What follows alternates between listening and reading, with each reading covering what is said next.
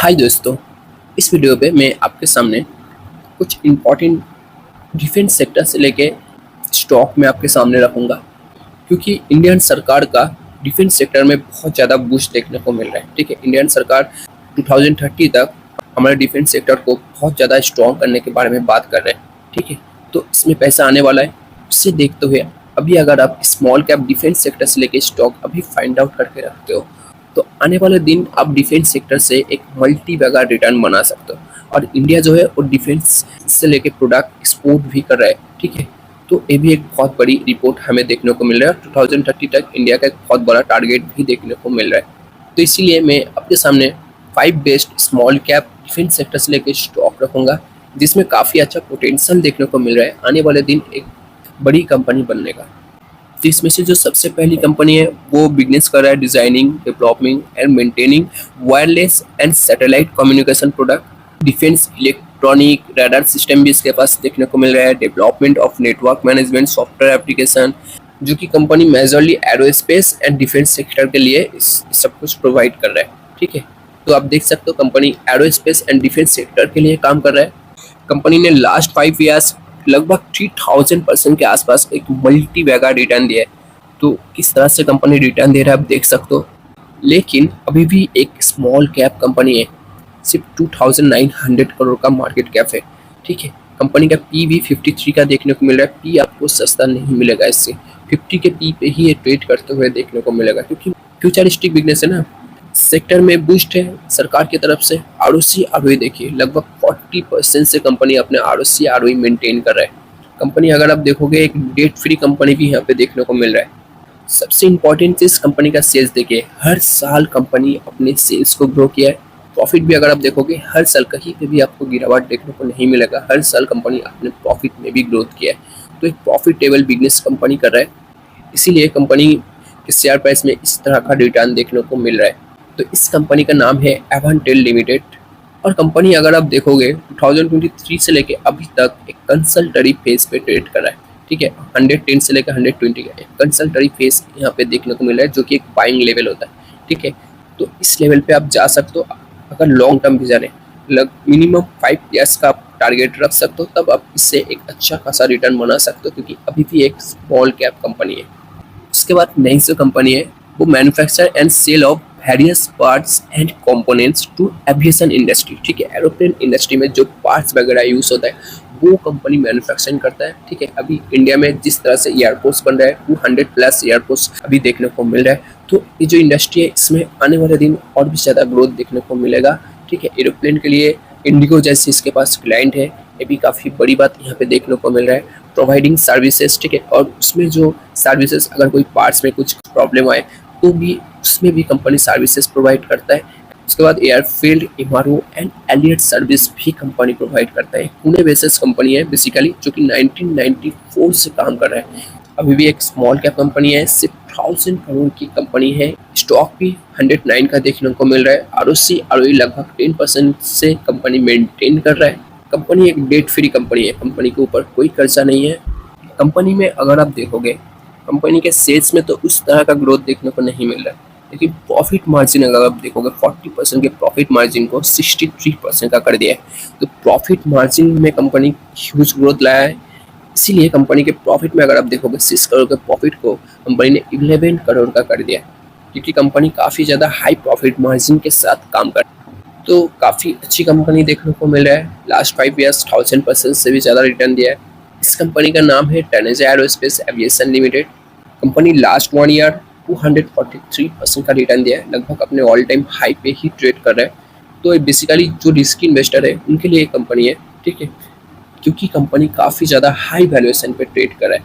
तो aeroplane industry में जो बिजनेस है आने वाले दिन इसमें और ज़्यादा ग्रोथ देखने को मिलेगा, तो उसे देखते हुए आप इसे अपने रिडार पे रख सकते हो। उसके बाद जो नेक्स्ट कंपनी है वो अभी तक 26,000% का एक मल्टी बैगर रिटर्न दे दिया है 2003 से लेके, और लास्ट 5 ईयर्स की कंपनी ने 1000% का एक मल्टी बैगर रिटर्न कंपनी ने दिया है।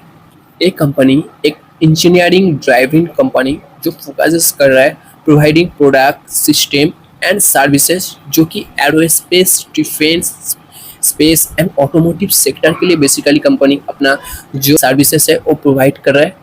26,000% का मल्टीबैगर रिटर्न दिया है, लेकिन मार्केट कैप अभी भी एक स्मॉल कैप कंपनी है। सिर्फ 1000 करोड़ की मार्केट कैप है। स्टॉक भी 60 का देखने को मिल रहा है और उसी ROE 20% से कंपनी मेंटेन कर रहा है। कंपनी का प्रोस देखोगे, कंपनी के ऊपर कोई डेट नहीं है, एक डेट फ्री कंपनी है, जो कि काफ़ी अच्छी बात हमें देखने को मिल रहा है। कंपनी का अगर सेल्स देखोगे तो सेल्स में ईयरली वाइज ग्रोथ देखने को मिल रहा है और लगभग 20% का प्रॉफिट मार्जिन कंपनी मेंटेन कर रहा है। और नेट प्रॉफिट में भी अगर आप देखोगे ईयरली वाइज ग्रोथ देखने को मिल रहा है और अगले साल से लेके इस साल कंपनी ने 100% का ग्रोथ किया है नेट प्रॉफिट में। तो 100% की ग्रोथ के साथ कंपनी आगे बढ़ रहा है और प्रोमोटर होल्डिंग भी 70% के ऊपर देखने को मिल रहा है। एफआईएस का भी इन्वेस्टमेंट इसमें आते हुए देखने को मिल रहा है। धीरे धीरे एफआईएस ने अपना स्टेक बढ़ाया है और बाकी पब्लिक के पास स्टेक देखने को मिल रहा है। तो इस कंपनी का नाम है सिका इंटरप्लांट्स सिस्टम लिमिटेड।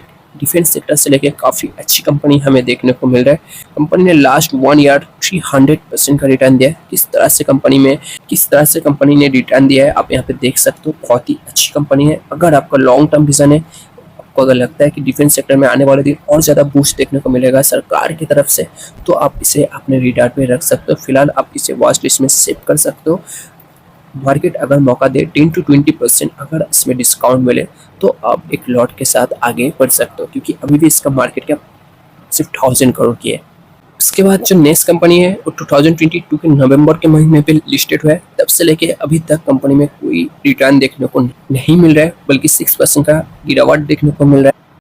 लेकिन कंपनी का अगर आप बिजनेस देखोगे, company system integration and cable and wire harness manufacturing करने का काम करता है। आपको बता दें, ऑटोमोटिव सेक्टर में जिस तरह से वायर हार्नेस के बिना कोई प्रोडक्ट कंप्लीट नहीं होता है, डिफेंस सेक्टर में भी वायर हार्नेस के बिना डिफेंस से रिलेटेड प्रोडक्ट कंप्लीट नहीं होता है। ठीक है, तो वो मैन्युफैक्चरिंग करने का काम यही कंपनी करता है और सिर्फ 3000 करोड़ की मार्केट कैप है। स्टॉक भी 47 का देखने को मिल रहा है। ROE 9 and 8% का देखने को मिल रहा है। आपको बता दें, ये इन फ्यूचर बढ़ते हुए देखने को मिलेगा। जिस तरह का इंडियन सरकार का इसमें टारगेट देखने को मिल रहा है 2030 तक, तो इसका जो ROC और ROE है वो आने वाले दिन बढ़ते हुए देखने को मिलेगा। इस कंपनी के ऊपर भी कोई डेट नहीं है, ये भी एक डेट फ्री कंपनी है। कंपनी का सेल्स देखिए, हर साल कंपनी ने अपने सेल्स में ग्रोथ किया है। ठीक है, और प्रॉफिट में भी 30 से 66 100% से भी ज़्यादा ग्रोथ, उसके बाद 72, और इस साल थोड़ा गिरावट देखने को मिल रहा है।